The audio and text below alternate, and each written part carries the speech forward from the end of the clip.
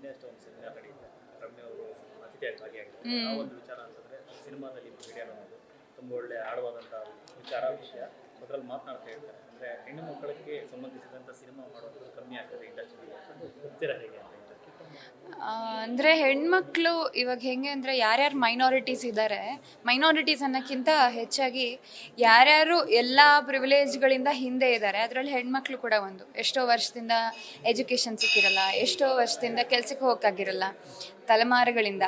So ಹಾಗೆ ಪ್ರತಿಯೊಂದು ಕ್ಷೇತ್ರದಲ್ಲೂ ಆ ಬಾಗಿಲು ತೆರ್ಕೊಳ್ತಾ ಹೋಗುತ್ತೆ. ಸಿನಿಮಾದಲ್ಲೂ ಅದೇ ನಡೀತಿದೆ ಅಂತ ನಾನು ಅಂದ್ಕೊಳ್ತೀನಿ. ಬಟ್ ಅದೀಗ ರ್ಯಾಪಿಡಾಗಿ ಆಗ್ತಿದೆ. ಎಷ್ಟೊಂದು ಜನ ಈಗ ಒಂದು 20 ವರ್ಷದ ಹಿಂದೆ ಇದ್ದಂಥ ಕತೆಗಳಿಗೂ ಇವತ್ತಿಗೂ ಭಾಳ ವ್ಯತ್ಯಾಸ ಇದೆ. ಮತ್ತು ಹೀರೋಯಿನ್ಗಳು ಕೂಡ ನಮಗೂ ಸ್ಕ್ರಿಪ್ಟ್ ಹೇಳಿ ಅಂತ ಕೇಳ್ಬೋದಾದಂಥ ಒಂದು ಪರಿಸ್ಥಿತಿ ಬಂದಿದೆ. ಮುಂಚೆ ಸಿನಿಮಾದಲ್ಲಿ ಹಾಕೊಳ್ಳೋದೇ ದೊಡ್ಡ ವಿಷಯ, ನೀವು ಇದೀರಾ ಅಂತ ಸೆಲೆಕ್ಟ್ ಮಾಡೋದೇ ದೊಡ್ಡ ವಿಷಯ ಅನ್ನೋ ಥರ ಇದ್ದಿದ್ದು ಈಗ ಅವ್ರನ್ನೂ ಕನ್ಸಿಡರ್ ಮಾಡೋ ಅಂಥ ಪರಿಸ್ಥಿತಿ ಬಂದಿದೆ. ಸಾಕಷ್ಟು ಪಾಸಿಟಿವ್ ಕೂಡ ಇದೆ. ನನಗೇನನ್ಸುತ್ತೆ, ಸಿನಿಮಾ ಮಾಡ್ತಾ ಇಲ್ಲ ಅಂತ ಹೇಳೋಕ್ಕಿಂತ ಇವಾಗ ಗಂಡು ಮಕ್ಕಳು ಹೆಣ್ಮಕ್ಳು ಕತೆ ಬರೆಯೋಕ್ಕಾಗಲ್ಲ. ಬರೆದ್ರೂ ಅದು ತುಂಬ ಆರ್ಟಿಫಿಷಿಯಲ್ ಆಗಿ ಎಕ್ಸ್ಟರ್ನಲ್ ಆಗಿರುತ್ತೆ. ಸಾಕಷ್ಟು ಜನ ಹೆಣ್ಮಕ್ಳು ಬರವಣಿಗೆಗೆ ಬರಬೇಕು, ನಿರ್ದೇಶನಕ್ಕೆ ಬರಬೇಕು. ಆಗ ಮಾತ್ರ ಹೆಣ್ಮಕ್ಳ ಒಂದು ಪಾಯಿಂಟ್ ಆಫ್ ವ್ಯೂನಲ್ಲಿ ಕತೆ ಹೇಳೋಕ್ಕೆ ಸಾಧ್ಯ ಅಂತ ನಾನು ನಂಬ್ತೀನಿ. ಇಲ್ಲಾಂತಂದರೆ ಬರೀತಾರೆ, ತಿರ್ಗಾ ಒಂದು 2 ಕ್ಯಾಟಗರಿ ಇರುತ್ತಲ್ಲ, ಒಂದು ಏನು ರಾಕ್ಷಸಿಯಾಗಿ ಕೊಚ್ಚೋ ಅಂಥದ್ದು, ಇಲ್ಲ ಅಂತಂದರೆ ವಿಕ್ಟಿಮ್ ಆಗುವಂಥದ್ದು. ಈ 2 ಕ್ಯಾಟಗರಿನಲ್ಲಿ ಹೋಗ್ಬಿಡುತ್ತೆ. ಅದಲ್ಲ, ಪ್ರತಿಯೊಂದು ಮನೆಯಲ್ಲೂ ಒಂದು ಹೀರೋ ಇದ್ದಾಳೆ. ಅಮ್ಮ ಹೀರೋ ಆಗಿರ್ತಾಳೆ, ಅಕ್ಕ ಹೀರೋ ಆಗಿರ್ತಾಳೆ. ಒಂದು ಮಗಳಿಂದ ಎಷ್ಟೊಂದು ತಂದೆ ತಾಯಿ ಕಲಿಯೋದಿರುತ್ತೆ.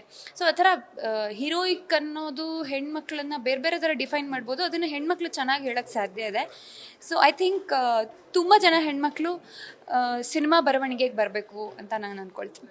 ತುಂಬ ಮುಖ್ಯವಾಗಿ ಸಂಭಾವನೆ ವಿಚಾರದಲ್ಲಿ ಈಗಲೂ ಕೂಡ ಹೀರೋಗಳ ಮಟ್ಟಿಗೆ ಹೀರೋಯಿನ್ಸ್ಗಳು ಸಂಭಾವನೆ ಪಡೆಯೋದಲ್ಲ.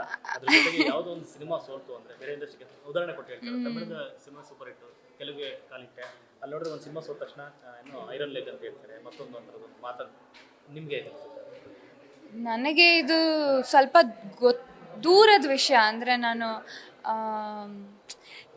ನನಗೆ ಇದ್ರ ಬಗ್ಗೆ ಕಮೆಂಟ್ ಮಾಡೋಕ್ಕಾಗಲ್ಲ. ಯಾಕಂದರೆ ನನ್ನ ಫೀಲ್ಡ್ನಲ್ಲಿ ಇವಾಗ ನಾನು ಇಷ್ಟು ಬೆಳೆದ್ಬಿಟ್ಟಿದ್ದೀನಿ, ನನಗೆ ಇಷ್ಟು ದುಡ್ಡು ಕೊಡಿ ಅಂತ ನಾನು ಕೇಳೋ ಅಂಥ ಮಟ್ಟಕ್ಕೆ ನಾನು ಬೆಳೆದಿಲ್ಲ. ಸಿನಿಮಾದಲ್ಲಿ ನನಗೆ ಒಳ್ಳೊಳ್ಳೆ ಪಾತ್ರಗಳು ಸಿಕ್ಕಿದ್ರೆ ಮಾಡಬಹುದು ಅನ್ನೋ ಒಂದು ರೂಟ್ನಲ್ಲಿ ಇರೋದು. ಸೊ ಹೀರೋಗಳಿಗೆ ಕಂಪೇರ್ ಮಾಡೋದು, ಅಥವಾ ಕೆಲವೊಂದು ಸಲ ನಮ್ಮ ಸಪೋರ್ಟಿಂಗ್ ಆರ್ಟಿಸ್ಟ್ಗಳೇ ಇನ್ನೂ ಹೀರೋಗಳಿಗಿಂತ ಜಾಸ್ತಿ ಪೇಮೆಂಟ್ ತೊಗೊಳ್ತಿರ್ತಾರೆ. ಸೊ ಅದು ಅವ್ರವ್ರ ಜರ್ನಿ ಮೇಲೆ ಅವಲಂಬಿತವಾಗಿರುತ್ತೆ ಅನಿಸುತ್ತೆ. ಅಫ್ಕೋರ್ಸ್ ಇವಾಗ ಎಲ್ಲ ಚೆನ್ನಾಗಿದ್ದು ಡಿಸ್ಪ್ಯಾರಿಟಿ ಇದೆ ಅಂದರೆ ಅದು ಸರಿ ಅಲ್ಲ.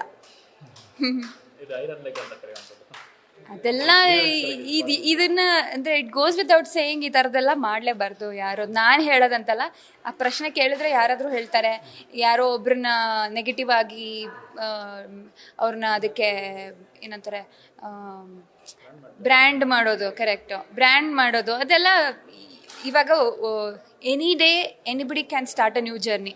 ಇಷ್ಟು 10 ಪಿಕ್ಚರ್ಗಳನ್ನ ಫ್ಲಾಪ್ ಮಾಡಿ ಒಂದು ದಿನ ಹೀರೋ ಆದವರಿದ್ದಾರೆ, ಒಂದು ದಿನ ಎಲ್ಲ ಚೆನ್ನಾಗಾಗಿ ಮನೆಗೆ ಹೋದವರಿದ್ದಾರೆ. ಸೊ ಯಾರು ಗೋಲ್ಡನ್ ಲೆಗ್ಗು ಇದೆಲ್ಲ ಸರಿಯಲ್ಲ ಅನಿಸುತ್ತೆ. ಒಳ್ಳೆ ಪಿಕ್ಚರ್ನ ಜನ ನೋಡ್ತಾರೆ.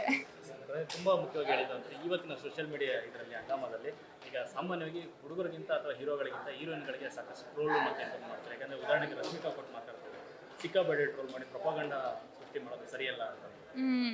ಇಲ್ಲ, ನಮ್ಗೆ ಅವ್ರನ್ನ ನೋಡಿದ್ರೆ ಗೊತ್ತಾಗುತ್ತೆ ಅವರು ಇಗ್ನೋರ್ ಮಾಡಿದ್ದಾರೆ ಅಂತ. ಅವ್ರ ಸ್ಪೇಸಲ್ಲಿ ಇದ್ದಾರೆ, ನಾವೆಲ್ಲ ಸುಮ್ಮನೆ ಮಾತಾಡ್ತಾ ಇದ್ದೀವಿ, ಅದು ಉಪಯೋಗ ಆಗಿಲ್ಲ. ಅವ್ರು ಎಲ್ಲಿ ಹೋಗಬೇಕು, ಏನು ಮಾಡಬೇಕು ಆ ಕ್ಲಾರಿಟಿ ತಗೊಂಡು ಅವ್ರ ಕೆಲಸ ಮಾಡ್ತಾ ಇದ್ದಾರೆ. ನಾವು ಸುಮ್ಮನೆ ಅವ್ರ ಬಗ್ಗೆ ತಲೆ ಕೆಡಿಸ್ಕೊಳ್ತಾ ಇದ್ದೀವಿ ಅಂತ ಅನಿಸುತ್ತೆ. ಇದು ಉಪಯೋಗ ಇಲ್ಲ. ಇವತ್ತಿನ ಪರಿಸ್ಥಿತಿನಲ್ಲಿ ಇಂಡಸ್ಟ್ರಿನಲ್ಲಿ ಇರುವಂಥ ಮಹಿಳೆಯರಿಗೆ ಆದ್ಯತೆ ಮತ್ತು ಗೌರವ ಯಾವ ಮಟ್ಟಿಗೆ ಇದೆ ಅಂತ ಅದು ಯಾವುದನ್ನು ಜನರಲೈಸ್ ಮಾಡಿ ಹೇಳೋಕ್ಕಾಗಲ್ಲ. ಇವಾಗ ಎಲ್ಲೇ ಹೋದ್ರೂ 10 ಜನ ಹೋದರೆ 10 ಜನಕ್ಕೂ ಒಂದೇ ರೆಸ್ಪೆಕ್ಟ್ ಕೊಡಲ್ಲ. ಅದು ಜೆಂಡರ್ ಮೇಲಿರಲ್ಲ, ಅವ್ರು ತಗೊಳ್ಳೋದ್ರ ಮೇಲಿರುತ್ತೆ, ಅವ್ರು ಮಾಡೋ ಕೆಲಸದ ಮೇಲಿರುತ್ತೆ. ಕೆಲವೊಬ್ರು ಬಂದಾಗ ಅವರು ಹೆಣ್ಣು ಗಂಡು ಅಂತ ನೋಡ್ದೇ ರೆಸ್ಪೆಕ್ಟ್ ಮಾಡ್ತಾರೆ, ಕೆಲವರು ಬಂದಾಗ ರೆಸ್ಪೆಕ್ಟ್ ಮಾಡಲ್ಲ. ಅದೆಲ್ಲ ತುಂಬ ವೈಯಕ್ತಿಕವಾಗಿ ಗೌರವನ ನಾವು ಪಡ್ಕೋಬೇಕಾಗಿರೋದು. ಅದಕ್ಕೋಸ್ಕರ ಮಾತಾಡಿದ್ರೆ ಸಿಗಲ್ಲ ಅನಿಸುತ್ತೆ. Thank you.